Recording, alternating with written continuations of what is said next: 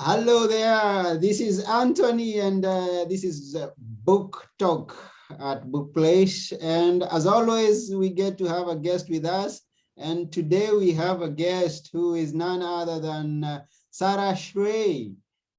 And Sara Schley has a book that she's going to share with us known as BrainStorm, From Broken to Blessed on the Bipolar Spectrum. And Sara Schley is an organization consultant for social and environmental justice, a mom, a stepmom, wife, spiritual teacher, and all those things. And on top of being an author. Welcome to the show, Sara. Thank you so much, Anthony. Nice to see you again. Yeah, nice to see you. And it's quite a great time that we are going to have here as we are going to learn about your book that is just to come out. And let's get to know you first before we even go into the book. Who is Sara?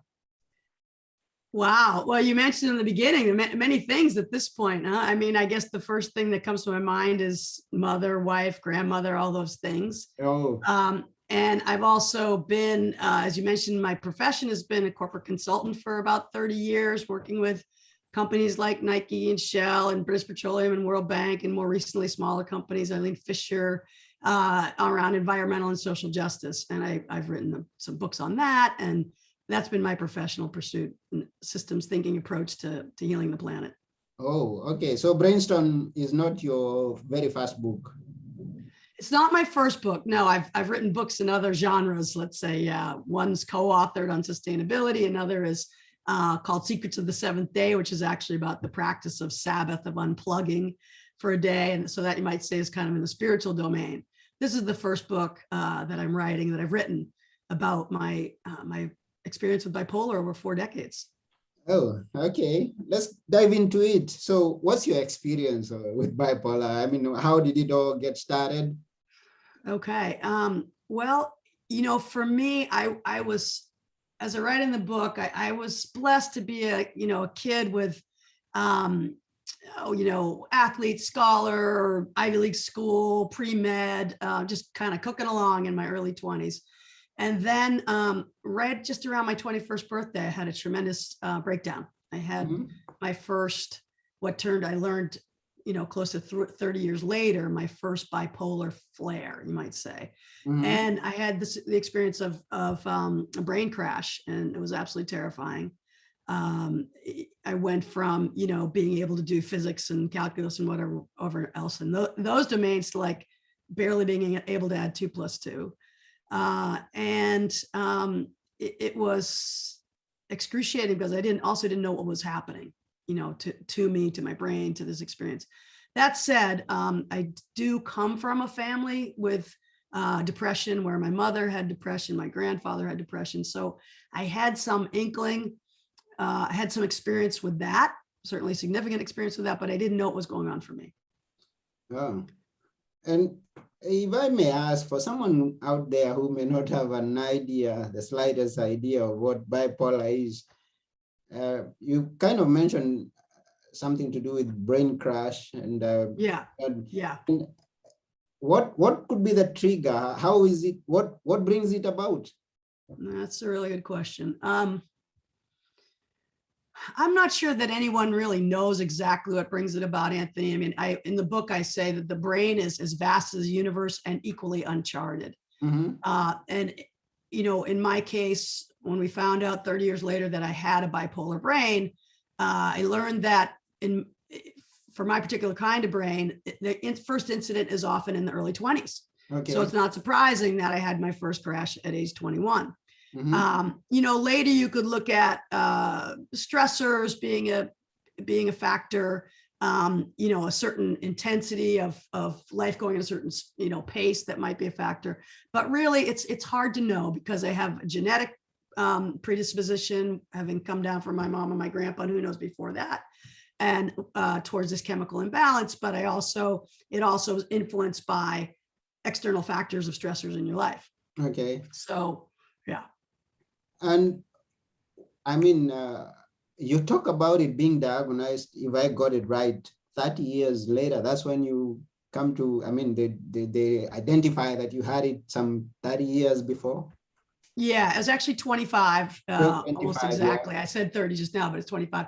Okay. So this is partly why I wrote the book, because it says in the subtitle, From Broken to Blessed on the Bipolar Spectrum. Yeah. And there's a difference between sort of classic manic depressive, which is known as bipolar Roman numeral 1, which is very easy to diagnose. I don't know how easy, but basically someone who's a patient will present as having had huge highs, big swings. So, you know, sort of the classic stereotype, but in reality of shopping sprees or sex sprees or money sprees or, you know, staying up all night long, sort of mania, followed by a tremendous crash and a kind of depression where you can't get out of bed and you can't add 2 + 2 and it's overwhelming to sort the laundry. And there's suicidal ideation and sometimes worse. Okay.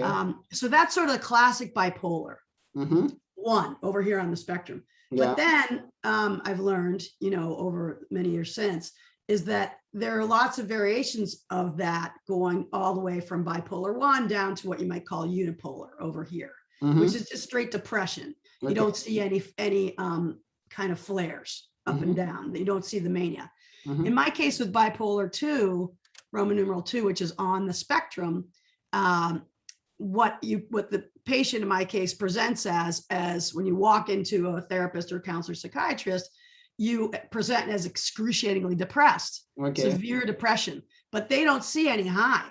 So they assume that you have just regular, quote, straight clinical depression. But the problem is that you're actually bipolar, but it's sort of invisible. And it takes a more nuanced diagnosis for a doctor who knows to look for bipolar spectrum to figure out that that's what you had, what I had. And that doctor I came across 25 years later. Oh, okay. So he was able to diagnose me in 15 minutes with the right questions. But it was because he had a particular lens to be aware that there was even such a thing as bipolar 2. Okay. So when I ask people now, how many of you have heard of a bipolar spectrum? No hands go up. You know, did you know? I didn't know. And I had bipolar in my family. Have you ever heard of a bipolar spectrum? No, No. I'm hearing it for the first time. Right. So this is really why I wrote the book. I wrote the book not to tell my story, but to save lives, because having that distinction, the correct diagnosis, therefore getting the right medicine, can make all the difference. Yeah.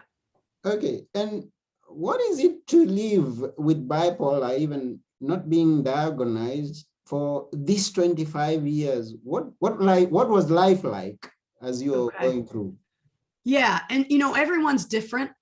So I don't want to like prescribe a particular, you know, scenario that's true for everyone. But for me, what it's like is that when I'm well, when I'm healthy, I am high energy, you know, productive, effective, writing books, having kids, being a corporate consultant, being married, you know, having lots of friends, have a lot going on in my life. You might say high energy. And then when the depression hits, which before I was diagnosed and before I took any medicine, it could be anywhere from every 6 months to, in one case, you know, 10 years that I went without it. But in my 20s, it was 6 months on, 6 months off, 6 months on, 6 months off. Okay. And when I say the 6 months on, when I was in a severe depression, it's excruciating. And I think I have to read the book because there it takes me 200 pages to describe it.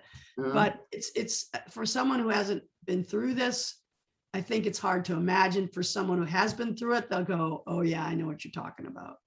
And, you know, for me, it is hard to get out of bed, hard to do any mental processing. Like I said, even doing the dishes or folding laundry becomes overwhelming. There was one time where I went shopping. It took me literally 3 hours to unpack 2 bags of groceries. Literally, if you could imagine that, because my brain can't process it. At the same time, I am just not capable and competent. I have little kids and I really don't know how to feed them. And it's, thank God, we had other adults in our lives that could fill in at that point. Flat affect, inability to feel joy. And it's just like being in a prison in your brain for hour upon hour upon hour upon hour for days and weeks and months. So it's brutal. You know, I describe it as to hell and back. Oh, And that must have been a tough time going through, that you didn't even know what you're going through. Right. And you not don't know only, when it's going to end. yeah, And when you you're in don't it, know you when believe it's it's gonna never going to end. end. Yeah. And the other thing is that those around you don't have a clue what is happening to you. They don't know how to react. That's what I am guessing. And I mean, they like, my family, because I said my mother had experienced this and my grandfather had experienced this, there was awareness and knowledge of what it was like to go through the depression part of it. okay. But still no one knows what to do, because no matter what you offer, it's not going to be enough. I mean, later and in the book, I talk about what I learned from the doctors that I'm working with now, who are sort of on the forefront of clinical research and teaching on the bipolar spectrum at University of Pittsburgh and Stanford and other places. They talk about 4 dimensions that are essential to address all 4 in a therapeutic approach. So 1 is medication, 2 is therapy, 3 is support network, and then 4 are what I started calling practices for healthy brain, which are like diet and exercise and meditation and all the things that you might do to stay stable. So it's all those things combined. It's a big piece of work, but it's doable.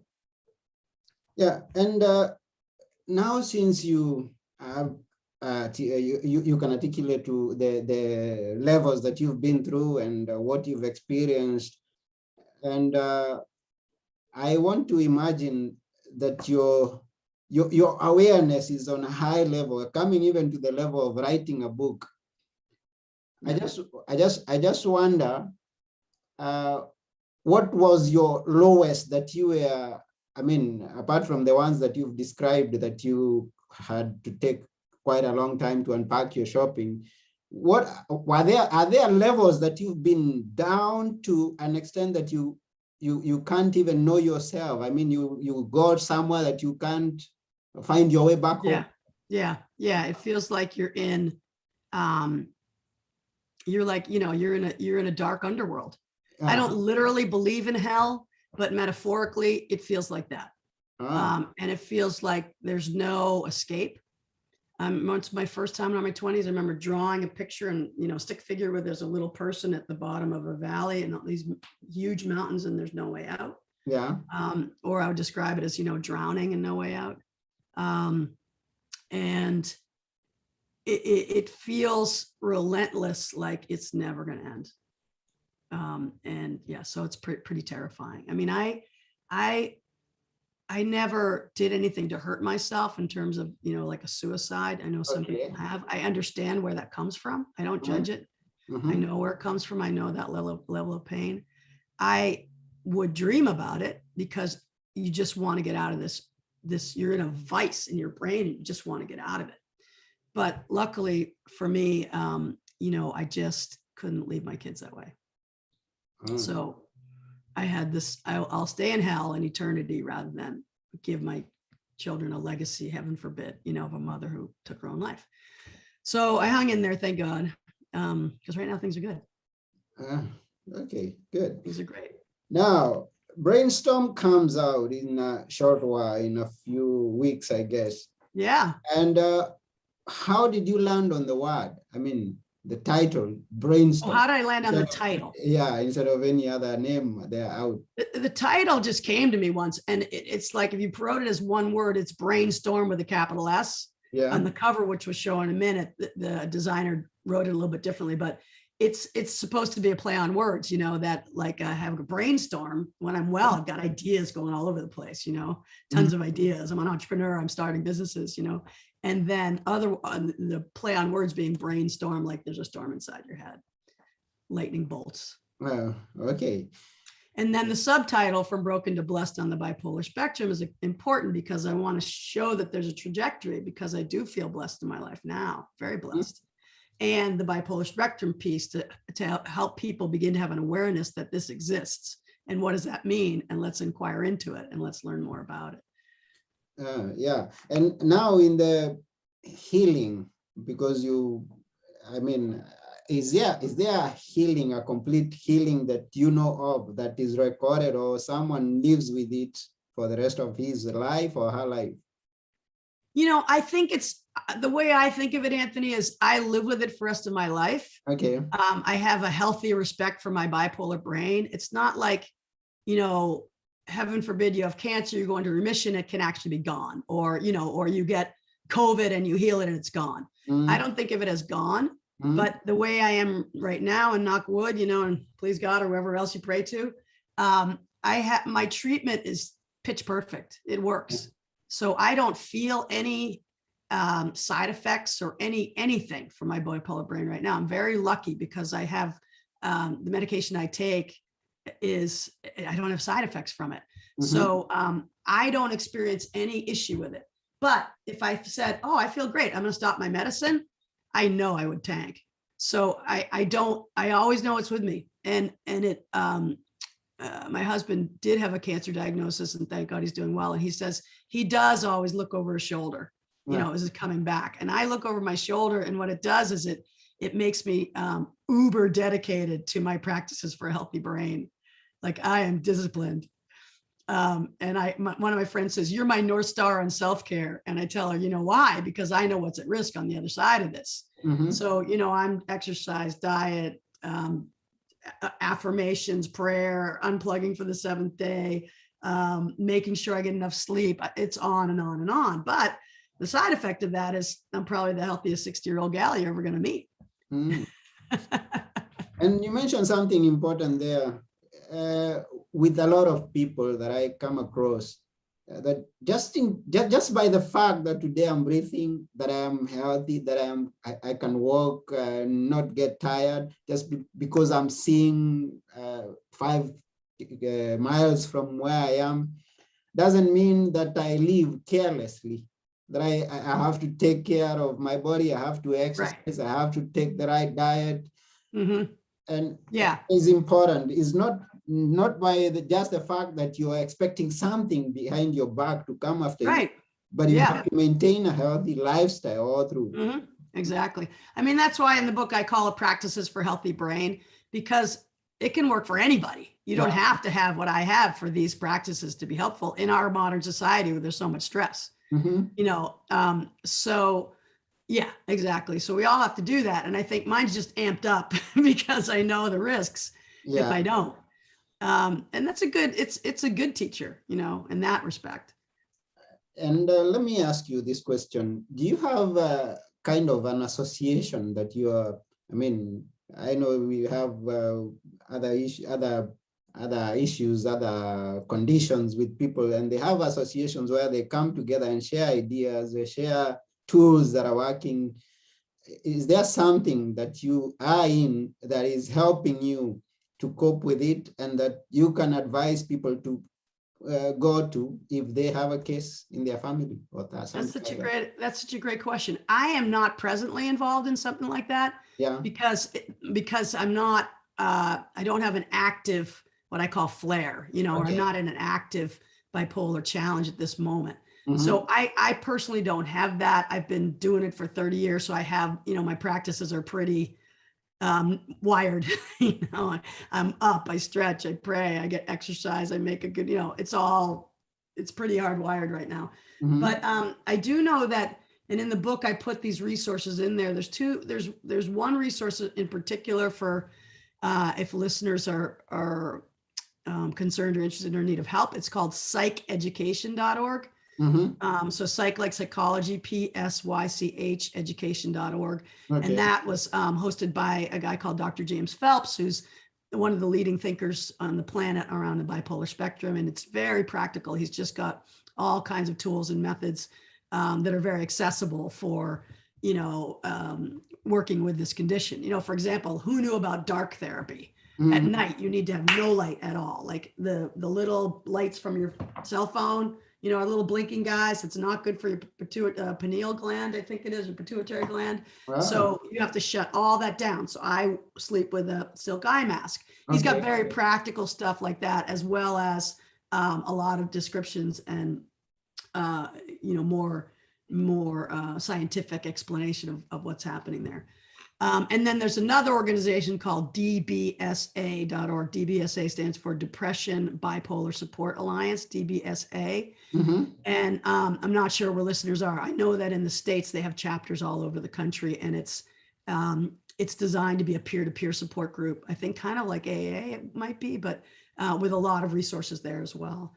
And then, if people come to my website eventually, after the book is out, I may be giving webinars, podcasts, that kind of stuff as well to offer ideas to people. I'm not a therapist. I'm not a doctor. I'm not a psychiatrist. So there's no way that I can give medical advice, but, just more ideas about the healthy practices for living a good, strong, healthy life. And that would be good of you when you prepare for others who are going through what you've been, because there's one good thing with someone who's been somewhere, you can always guide someone out of it because you know you have the experience. So that would be good of you when the book is out and people are reading it to have a resource for them to come to in order that they can get help. Yeah, I have a very personal story on that. Can I, if we have time? Anthony? Sure. Go ahead. My son, I have twins who are now close to 20, hard to believe. And my son last year, at the beginning of COVID, he was going off to college. He was 18. And just before he left, he read my book cover to cover, which is shocking for a teenager to read anyway. But it's his mother's story. And he, and about a month into school, he said, "Mom, can you send me your book? I think my new best friend might have what you have." So I was very moved by that, of course, and I sent it to him overnight. And long story short, this young man, he and I become friends, and he was very interested in the book. On page 37, on page 102, he said, here's a big, strong fraternity guy. And he said, "I was crying by page 3 for the first time someone understood what it's like inside my brain." And that's exactly who I'm writing it for. And now he's doing great. So I'm really thrilled, and my fingers crossed he continues to do great. Because my 20s were rough, but there were some practices in the book and some approaches that have really helped. So, wonderful, wonderful. And just as you said, you're writing this book not to tell your story, but to save lives. And that is very good of you. And one thing I would maybe ask is now, as we are almost done, to give us a perspective, a whole perspective of what the book contains. I mean, in short, in brief, something that the reader is going to expect once he buys this book. Okay, thank you. That is going to help save the lives that we are going to save.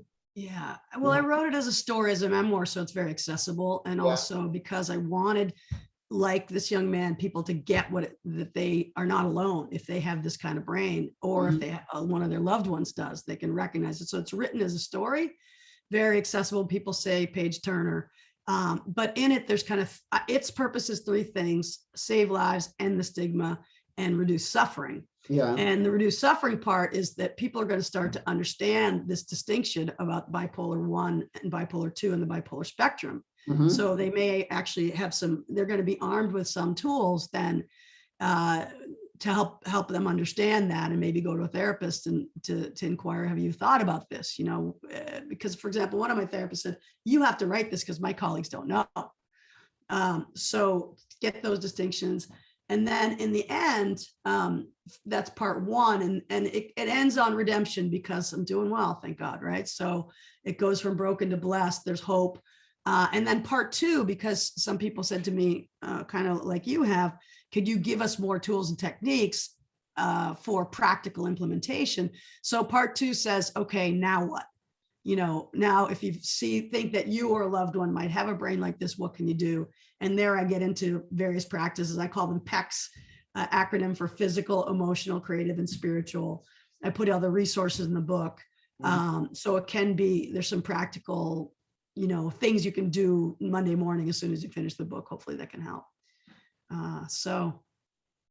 Oh, that's wonderful. That's it. I hope you read it. That's wonderful. And we are looking forward to reading it. And now, because it's not out yet, how shall I know when it's just about to come out so that me and my viewers can get a purchase of it? Yeah, I hope you will. Anthony, can I share my screen? Go ahead.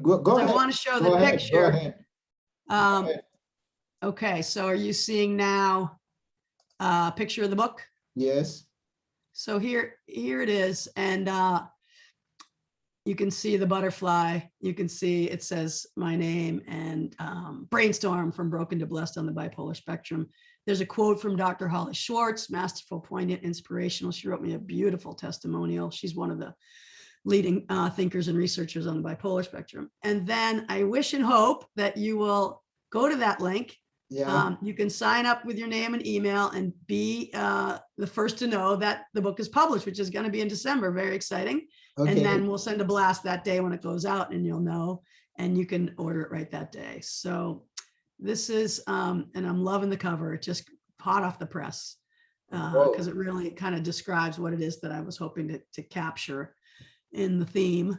Yeah, that's beautiful. That's beautiful. So all the viewers, all those who are listening to this, go to sarahschley.com and go to the Sarah's Books tab, and that's where you'll find a place where you can sign up to be notified of the book once it's coming out. BrainStorm, from broken to blessed with the bipolar, on the bipolar spectrum. Forgive me. And Anthony, can I just say, because my name is hard to pronounce or spell, because all I have to go is sarahschley.com, and my first name is S-A-R-A, last name S-C-H-L-E-Y. So it's Sarah, S-A-R-A, S-C-H-L-E-Y.com. And then you can sign up, get the book. I'd be so happy. Thank you for that. Thank you for that. And it's a beautiful book, and we'll be waiting to see it and read it and know much more about the bipolar spectrum, and not only that, but how to deal with issues when we come across them that touch on bipolar. Beautiful. Thank you so much. Yeah, we very highly thank you for taking your time and getting us to know about this issue, because for some of us, it's the first time that we are hearing of it, and we might have come across situations that we may not have understood. And just like you lived for 25 years without being diagnosed, someone out there could be undergoing that phase, and this is going to be a great help to them. Amen. May it be so. I'm hoping that it'll be 25 days instead of 25 years for that person, or even 25 hours. Yeah. So once again, thank you. We appreciate you, and have a great time. And to the viewers, thank you very much for watching this. And remember to share it with a friend. Sharing is caring. Thank you very much. Thank you so much, Anthony. So appreciate you. Yeah, bye. Bye-bye.